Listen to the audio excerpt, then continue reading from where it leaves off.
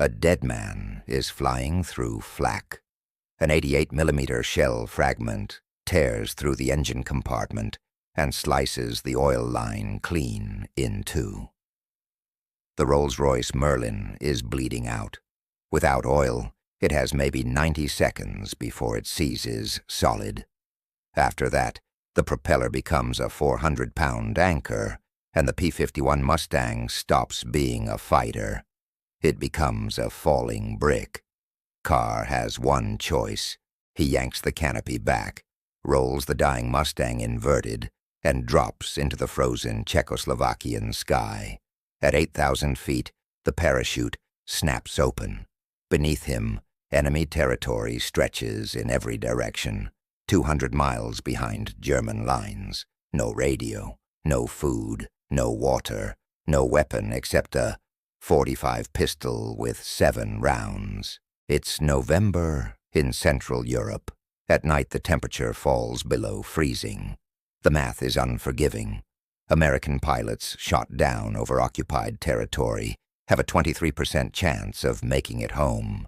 The other 77% disappear into prisoner camps or into unmarked graves. Bruce Carr is about to shatter every one of those numbers, because in 4 days, he won't just escape. He will steal one of the most advanced fighter aircraft in the German arsenal and fly it back to Allied lines. Bruce Ward Carr is born on January 28, 1924, in Union Springs, New York. Nothing about his childhood stands out, except this. At 15 years old, in 1939, he learns to fly. The timing matters. That same year, Germany invades Poland. World War II begins. A 15-year-old farm kid in upstate New York can know that within 5 years he'll be fighting Messerschmitts over Europe. But something in him understands that flying is about to become the most important skill a young man can have. Not in a military program, not in a classroom. A local crop duster named Earl lets him take the controls of a battered biplane. One summer afternoon is enough. Carr is hooked. By 16, he has more flight time than most Army Air Corps cadets. September 3rd, 1942, Carr enlists in the United States Army Air Forces at 18. At flight training, his instructor turns out to be the same man who taught him to fly. Earl has joined up, too. He looks at Carr's logbook, sees 240 flight hours already logged, and pushes him straight into the accelerated program. By August 1943, Carr is a flight officer. By February 1944, he's in England with the 380th Fighter Squadron, 363rd Fighter Group, 9th Air Force. His assignment, the P-51 Mustang. The Mustang is the finest prop-driven fighter ever built. It can fly 1,650 miles with drop tanks, far enough to escort bombers from England to Berlin and back. Top speed, 437 miles per hour. Ceiling, over 41,000 feet. 6-inch, 50 caliber machine guns with nearly 2,000 rounds. Enough firepower to erase an enemy aircraft in seconds. Before the Mustang arrives, daylight bombing is a slaughter. In October 1943, the 8th Air Force loses 60 bombers over Schweinfurt in a single mission. Without escort, B-17s and B-24s are easy prey. The P-51 changes the war. For the first time, American fighters stay with the bombers all the way to the target and all the way home. German pilots give them a nickname, the long-nosed bastards. The Luftwaffe starts losing veteran pilots faster than it can replace them. Carr falls in love immediately. The cockpit fits perfectly. The controls are alive in his hands. The power's intoxicating. He names his aircraft Angel's Playmate, never suspecting that within 8 months he'll be sitting in a cockpit filled with German labels and a swastika on the tail. March 8, 1944. Carr sees his first combat.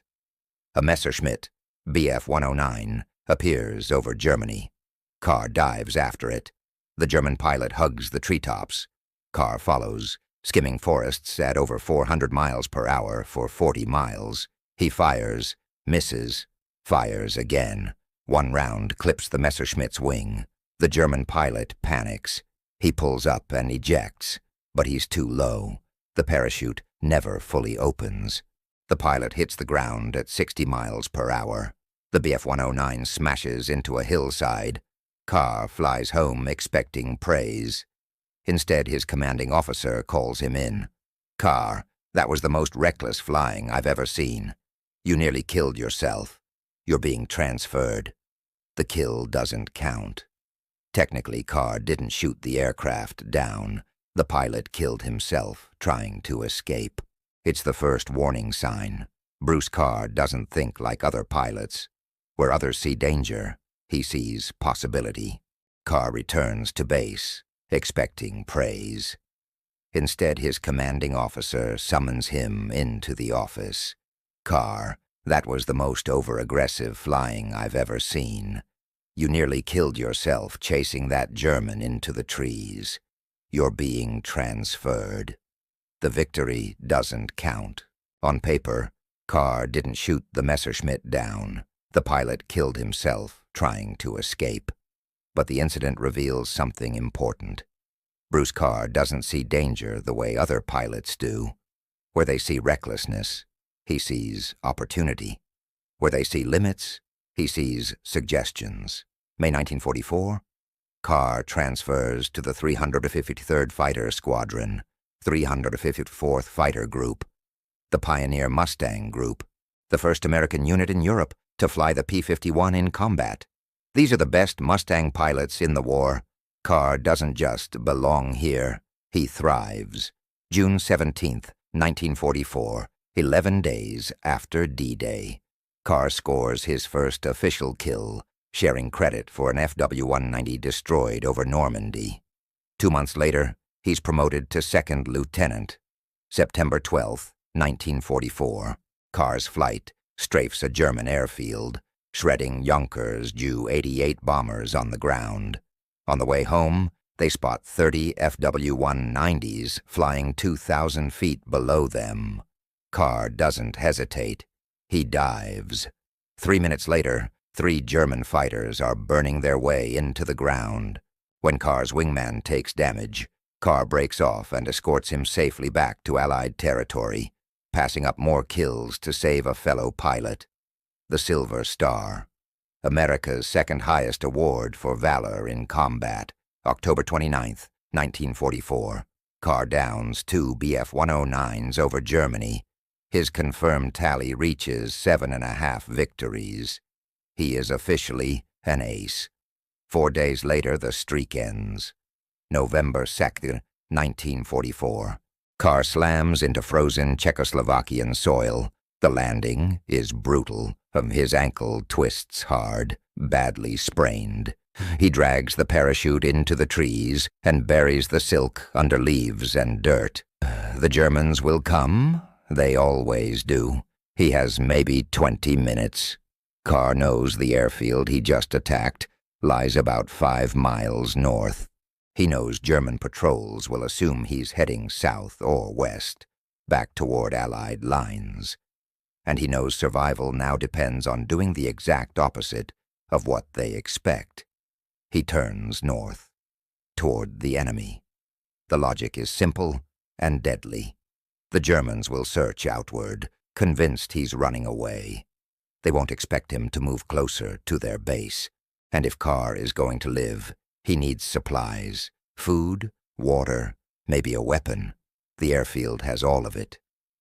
Day 1. He moves through forest, avoiding roads, traveling only at night.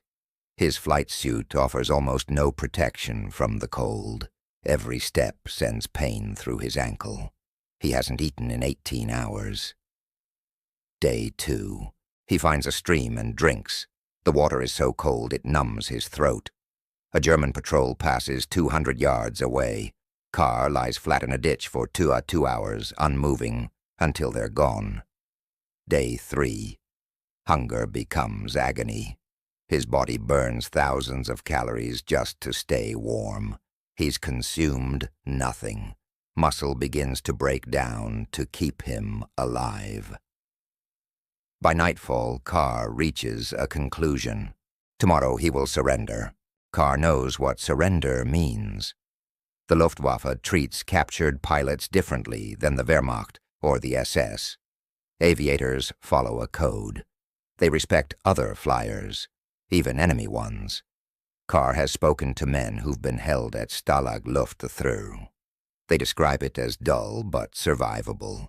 3 meals a day, Red Cross parcels, letters from home.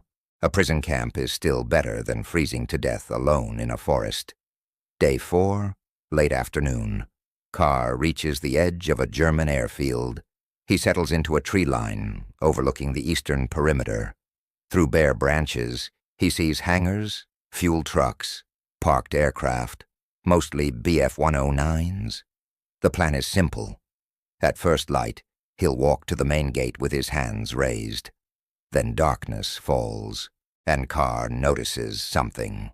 80 yards from his position sits a revetment, half hidden beneath camouflage netting. Inside it rests a Focke-Wulf F-1190. 2 German mechanics work under portable lamps, their movements methodical, unhurried. Carr watches. They check the fuel, full. They start the engine. The BMW 801 radial explodes to life, its deep growl echoing across the field. They cycle the propeller, test the magnetos, run through a complete pre-flight. Then they shut it down. They cover the cockpit, and they walk away toward the main hangars. The FW-190 is ready to fly. Carr's mind starts working. He has never flown a German aircraft. He doesn't speak German. He has no idea where the controls are, how the engine starts, or how the landing gear retracts. But he knows how to fly. More than 500 combat hours. Every airplane follows the same rules. Throttle, stick, rudder pedals. Lift doesn't care what language the labels are written in. And in front of him sits a fully fueled fighter aircraft. Unguarded. The surrender plan dies instantly. Carr waits until 3 a.m. The airfield is silent. A skeleton crew on night watch. No movement near the revetment. He goes. 80 yards of open ground. No cover. If anyone looks his way, he's dead. Carr crosses the distance in 40 seconds, crouched low, every step sending white-hot pain through his twisted ankle. Up close, the FW-190 is bigger than he expected. Wingspan, 34 feet. Length, 29. Empty weight, 7,000 pounds. Nearly a ton heavier than a Mustang.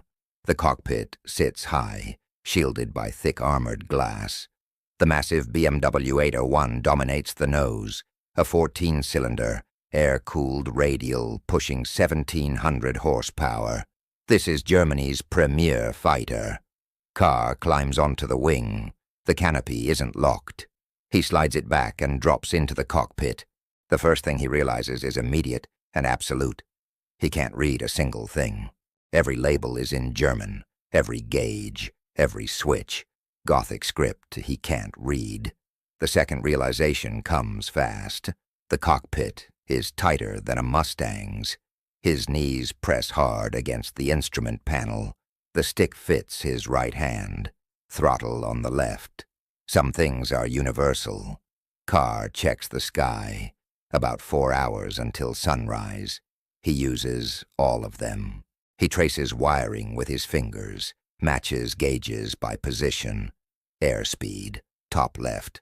Altimeter, top center. Engine instruments, clustered on the right. He finds the fuel selector, the magnetos, the propeller control.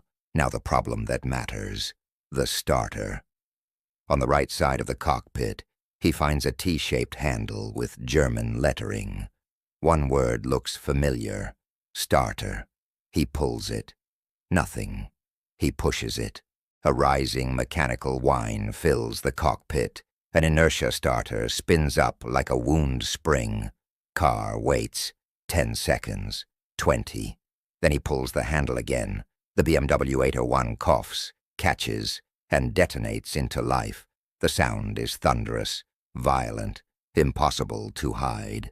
Every German on the airfield hears it. Carr doesn't hesitate. Throttle forward. The Fw-190 surges ahead.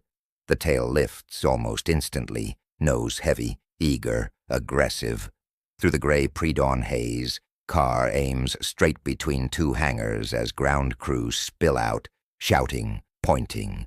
90 miles per hour. Carr pulls back. The Fu-190 leaps off the ground, clearing the hangar roofs by inches. Bruce Carr is airborne, inside a stolen German fighter, 200 miles behind enemy lines. Now comes the hard part. He drops to treetop height, 50 feet, 280 miles per hour. Too low for radar, too fast for flak. A gray blur screaming west. For 45 minutes he flies like that. Then he crosses the front lines, and everything tries to kill him again. Allied anti-aircraft gunners see exactly what they expect to see. A German Fw-190 racing low toward friendly positions. They open fire. Carr goes lower, faster, 20 feet, hedge-hopping. Every gun in France seems to reach for him. Ahead, an airfield comes into view. There's XT-6, Conte, France. One last problem. The landing gear won't deploy. Carr doesn't argue with the airplane. He makes the call. Belly landing. The Fw-190 slams into the grass at 90 miles per hour, skids 300 yards, and screeches to a halt in a cloud of dirt and smoke. Silence. Carr is alive. Military police surround the aircraft, rifles leveled. The canopy slides back. A mud-covered American climbs out. "I'm Captain Carr of this goddamn squadron." No one believes him. Not until the commanding officer arrives. The story spreads instantly. The only American pilot who took off in a P-51 Mustang and came back in a Focke-Wulf Fw-190. But Bruce Carr's war is far from over. April the 2nd, 1945. 4 P-51 Mustangs encounter 60 German fighters. Carr doesn't hesitate. He attacks. The fight lasts 3 minutes. When it's over, 5 enemy aircraft are falling out of the sky because of Bruce Carr. His wingmen destroy 10 more. Not a single American is lost. 4 pilots, 15 victories. For that action, Carr receives the Distinguished Service Cross. By the end of the war, he has flown 172 combat missions and claimed 14, possibly 15, aerial victories. The exact number doesn't matter. What matters is this: he survived when most did not. And he isn't finished. Carr fights again in Korea, then again in Vietnam. 3 wars, 3 generations of aircraft, 1 pilot. He retires from the United States Air Force as a colonel. Bruce Ward Carr dies in 1998 and is laid to rest in Arlington National Cemetery. His headstone is simple. It does not mention the night he stole a German fighter and flew it home. Some stories are too large for stone. Bruce Carr spent his life facing impossible odds and asking a single question: what else can I do?